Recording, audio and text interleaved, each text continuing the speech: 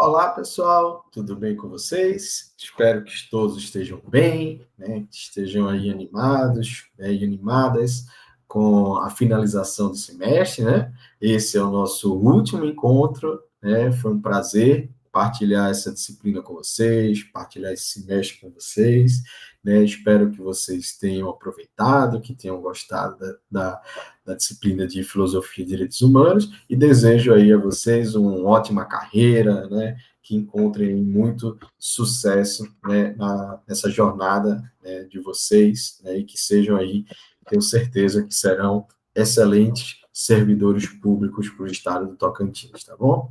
Fica aí os meus votos, né? E, né, para finalizar a nossa disciplina, né, mais uma vez aqui sou eu, né, professor Eduardo Lima, queria agradecer também aí, aproveitar o momento, o professor Giovanni, o professor Luiz Gustavo, né, que tiveram sempre juntos aí conosco, né, uma parceria muito boa, né, durante a disciplina de Filosofia dos Direitos Humanos, e agradecer a vocês também pelo semestre, né, foi um semestre muito produtivo, estamos encerrando agora, né, todos seguiremos aí caminhos, né, e espero que nós todos trilhemos aí bons caminhos, tá bom? Hoje é o nosso último encontro da disciplina de Filosofia e Direitos Humanos e nessa nossa última aula vamos fazer aí uma revisão para a 2, tá bom? A grande, imensa maioria de vocês tem resultados extremamente positivos na A1, né? Então, creio que nota não será um problema para a grande maioria, e será aí uma prova tranquila, né? Será a prova no mesmo formato da A1, tá? Aproveito a oportunidade para falar para vocês. Teremos ali questões objetivas e uma questão discursiva. Sobre a questão discursiva, atentem-se bem à pergunta, o que a pergunta pede e a resposta. Não tenham medo de escrever, né? Escrevam, desenvolvam seu raciocínio, falem, né? Falem ali o que vocês entendem, da forma que vocês entendem, para que a gente consiga ali avaliar da melhor forma possível. Então, evitem fazer tópicos, evitem fazer frases muito curtas que a gente não consegue entender ali a profundidade do raciocínio. É, não tivemos muito esse problema, mas tentem fazer letras que sejam, né, tenham pena de nós, professores, letras que a gente consiga entender com facilidade, né? Afinal, são quase 100 provas aí. Então, peço aí essa colaboração de vocês, tá bom? Então, é isso, né? A nossa prova vai ter ali o mesmo formato da 1, teremos ali questões objetivas, né? 4 questões objetivas valendo 1 ponto, cada uma delas, e uma questão discursiva, né, dissertativa, que você vai valer ali 2 pontos, e que vocês escrevam. Não tenham medo de escrever, não tenham medo de expor o conhecimento de vocês, tá bom? E aí, né, nessa segunda etapa da disciplina, nós trabalhamos 3 textos, né, o capítulo 25, né, do livro Temas de Direitos Humanos, da professora Flávia Piovesan. Teve gente que ficou chamando ela de Flávio, né? Preste atenção no nome dos autores, Flávia Piovesan, né, que fala sobre a responsabilidade do Estado na consolidação da cidadania. Um outro capítulo, o capítulo 19, que fala da litigância internacional e os avanços locais, violências contra a mulher e a Lei Maria da Penha, também da obra Tema de Direitos Humanos. E, por fim, né, terminamos ali com direitos civis, Estado de Direito e cultura policial, a formação policial em questão do professor Roberto Cante de Lima, né, um dos maiores antropólogos aí desse país, um dos maiores nomes em segurança pública do país, né, e que nos deixou aí em maio desse ano, tá bom? Então, vamos lá. Eu vou explicar para vocês que a ideia não é repetir tudo que eu já falei, né, nos outros encontros, né, senão não faria sentido ter essa revisão, mas sim trazer ali uma análise conjunta unindo todos os textos. E é isso que eu quero que vocês tragam na resposta da pergunta discursiva. Eu estou aqui dizendo, dando um spoiler de como é que vai ser a pergunta discursiva, tá bom? Vocês vão ter que unir essas 3 discussões. E também o filme, né? Nosso documentário lá, Sem Pena, né? Que espero que vocês tenham gostado, que eu gosto muito daquele filme, é um filme muito bacana, e traz ali, aponta para a gente algumas feridas da nossa sociedade, tá bom? Então, a ideia aqui hoje é trabalhar esses textos de forma conjunta para que vocês tenham ali essas discussões de forma conjunta. Então, não vou ficar repetindo análises específicas sobre cada texto, vou trazer ali discussões unindo eles, tá bom? Então, ué, só um minutinho aqui, pessoal.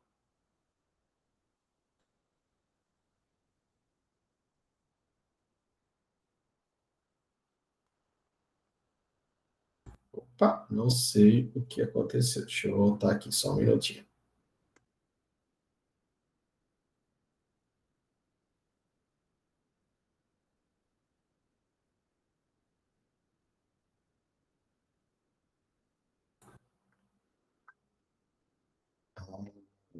Vou ajeitar aqui só um minutinho. Desculpem.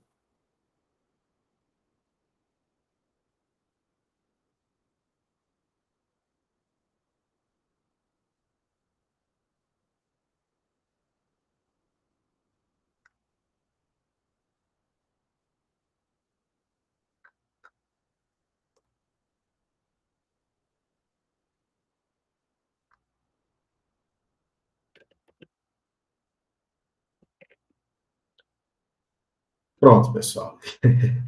Desculpem aí, não sei o que aconteceu com os slides, mas voltamos aqui ao normal, tá bom? Acontece. Problemas de tecnologia. Mas, enfim, a ideia, como eu estava falando para vocês, é trazer ali essa análise conjunta, né? Então, o primeiro ponto que nós vamos tratar, que os três textos conversam entre si, é a relação entre o Estado, cidadania e a responsabilidade e universalização dos direitos humanos, tá bom? Então, a gente pensar que, por exemplo, no capítulo, né, no primeiro capítulo que nós discutimos aqui da Flávia Piovesan, capítulo 25, né, a responsabilidade do Estado na consolidação da cidadania, a ideia que a professora Flávia Piovesan traz é que o Estado Democrático de Direito tem como núcleo fundamental a promoção da cidadania a partir da efetividade de direitos humanos, certo? Portanto, né, a gente não pode, a gente tem que pensar que a cidadania não é apenas um status jurídico formal, ela deve ser uma prática concreta, né, que inclusive depende de políticas públicas para que isso seja atingido, como também depende de sistemas de justiça que sejam acessíveis e de um compromisso nosso enquanto Estado para essa universalização desses direitos, certo? Então, é uma questão coletiva. Tá? O Estado, para a professora Flávia, ele se destaca como grande garantidor da dignidade humana. Né? Então, se não houver política de saúde, se não houver política de educação, de segurança e igualdade, a cidadania ela vai permanecer incompleta ou restrita a apenas determinados grupos sociais. E aí é onde, né, a gente pode lembrar, né, veja que a gente vai estar sempre fazendo essas associações, tá? Lembrar, por exemplo, do texto do professor Roberto Kant, quando ele vai falar da pirâmide das desigualdades estruturais no Brasil. Né? A gente vai perceber no texto como ele fala que regras jurídicas e aplicação policial nem sempre se orientam pela universalidade, né? Mas sim por lógicas que são seletivas, que acabam reforçando privilégios e exclusão. Então vejam que é a ideia, né? A gente sempre trazer isso.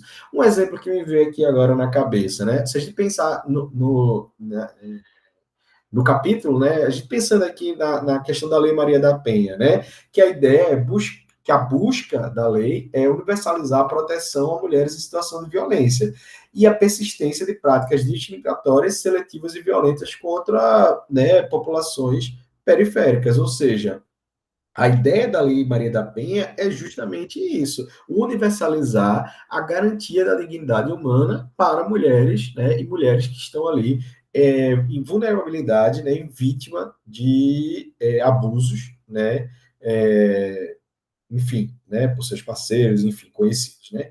Então, essa é a ideia da Lei Maria da Penha. E falando na Lei Maria da Penha, a gente já começa a discussão, né, também sobre o próximo, o capítulo, né, da Flávia Piovesan, que fala sobre essa litigância internacional e os avanços, né? Então, a gente sabe que o caso da Lei Maria da Penha é um caso emblemático, tanto que virou, né, uma lei bem consolidada no nosso país. É óbvio que ela precisa de ajustes, é óbvio que se precisa pensar em mais garantias dessa lei, mas é uma lei muito importante, né, para o nosso país. Né?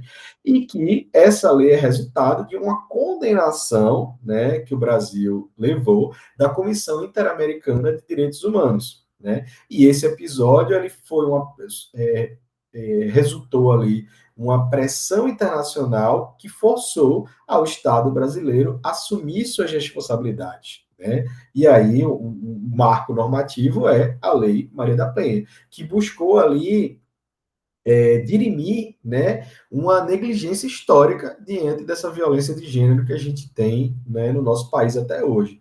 Que isso é um outro ponto que dialoga também com o texto do professor Roberto Campos Lima, né? Se a gente pensar que não adianta apenas a criação de leis. Quantas vezes a gente já ouviu, isso é lei para inglês ver, isso não funciona. No Brasil tem lei que pega e lei que não pega. Né? A questão é que preciso, muitas vezes, mudar as culturas institucionais e estruturas de poder que reproduzem essas discriminações. Né? Então, a lei ela precisa de ter também uma garantia. Se a gente pensar que a própria efetivação da Lei Maria da Penha ela vai depender da polícia, ela vai depender do judiciário, ela vai depender de serviços públicos de assistência social, por exemplo, né? Ela vai precisar de assistência econômica, muitas vezes, né? Ela vai precisar de equipes multidisciplinares, por exemplo, no caso de mulheres que têm filhos, né? E muitas vezes filhos com o seu próprio algoz, o seu próprio agressor. Então, veja que não é um problema que vai se resolver apenas com uma lei. Né? A lei, nesse caso aqui, foi o primeiro passo e que ela vai sendo transformada, ela vai sendo aperfeiçoada com o tempo. Mas é muito importante que essas culturas institucionais elas sejam também repensadas. Por isso é importante disciplinas como essa, para a gente abrir nossa cabeça para começar a pensar em problemas que precisam ser resolvidos. Né?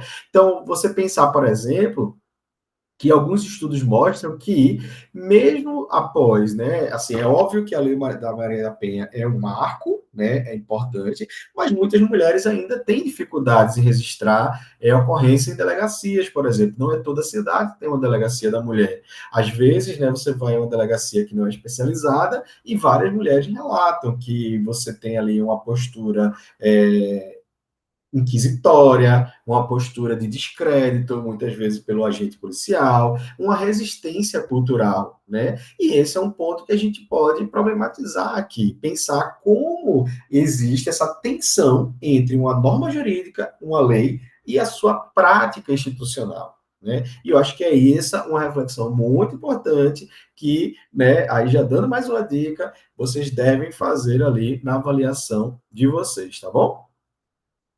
Outro ponto também interessante, né, aí já passando ali para o lado do último texto, né, do professor Roberto Kant, né, Direitos Civis, Estado e Cultura Policial, a gente pensar que há, né, novamente, né, esse descompasso entre os princípios democráticos e muitas vezes as práticas policiais no Brasil. E, pelo amor de Deus, quando eu estou falando isso, eu não estou falando do policial que é seu amigo, que é seu primo, que é seu pai, que é sua mãe, que é sua irmã. Não estou falando da pessoa, não estamos falando de pessoa, nós estamos falando da instituição. Né? A instituição ela precisa também se atualizar, ela precisa também discutir as suas práticas, como qualquer outra instituição. A universidade faz isso, as escolas fazem isso, né?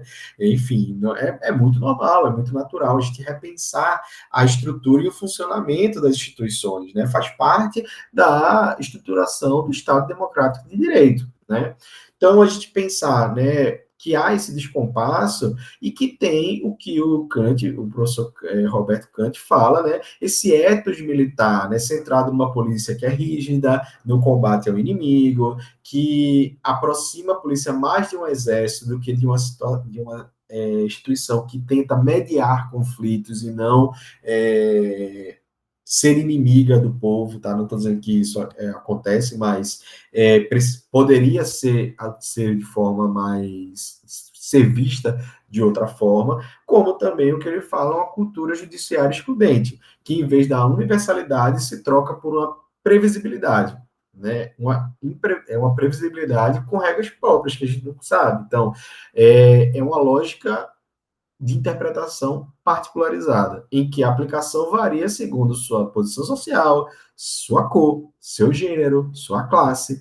E a gente vai ver que muitas violações de direitos humanos não ocorrem apenas por falta de preparo, né? Não é que você colocar uma disciplina de direitos humanos na formação que isso vai ser resolvido, mas também de uma formação estruturada em valores que são seletivos e hierárquicos, né? Portanto, né, se a gente pensar, o desafio não é só incluir direitos humanos no currículo, como eu estava falando, mas também transformar essa cultura institucional, né?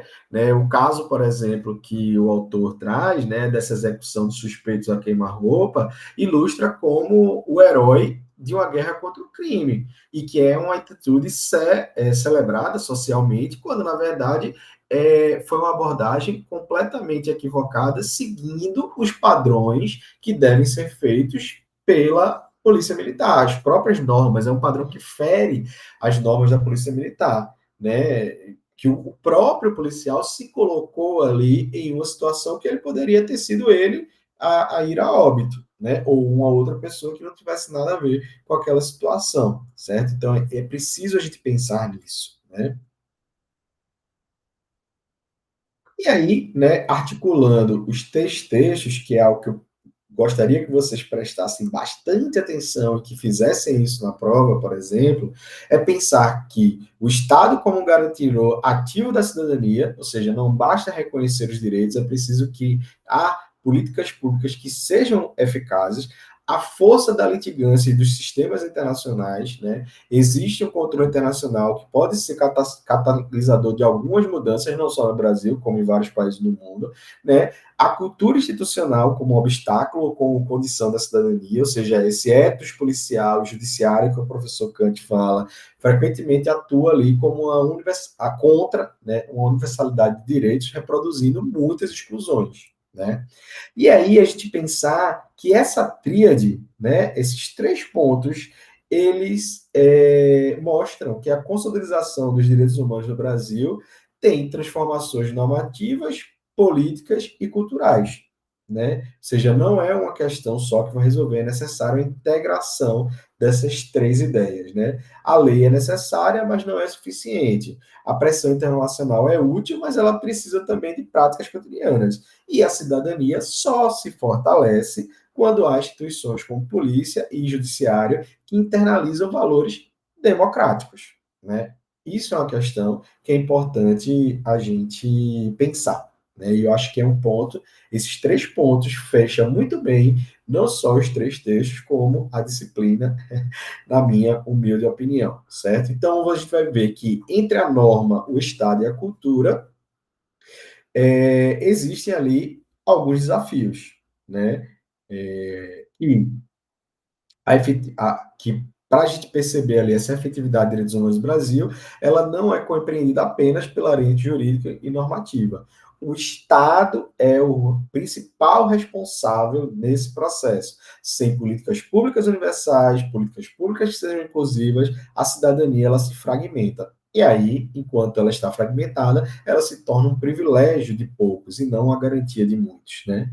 A pressão internacional, ela é importante, né, a gente já viu, mas ela também é fruto de lutas e litigância estratégica. A própria Maria da Penha, ela foi, ainda é, né, uma grande lutadora, uma grande militante, né, dos direitos humanos no Brasil, e expôs ali a fragilidade do nosso sistema judiciário na relação de violência de gênero, por exemplo. E que essa cidadania é fruto também dessa luta e dessa militância, né? Por fim, a gente vai ver o professor Roberto falando da cultura institucional excludente, que marca ali a história da nossa polícia e do nosso judiciário, beleza? Então, para efetivar-se, para finalizar e a gente pensar quais são as questões importantes para a efetivação de práticas de direitos humanos no nosso Brasil, a gente precisa pensar na normativa, que é um reconhecimento jurídico dos direitos, na política de uma ação estatal, internacional e nossa, enquanto sujeitos históricos, e por fim, né, a questão cultural e institucional, transformação de valores e práticas que moldam ali nossa vida cotidiana, certo? Dentro e fora das instituições.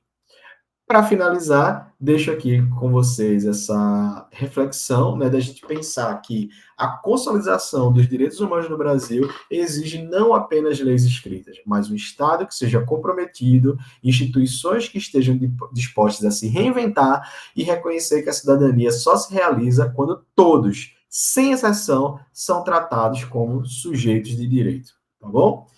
É... Agora, né, finalizamos aí. Opa, ficou aqui feio de novo, deixa eu ajeitar.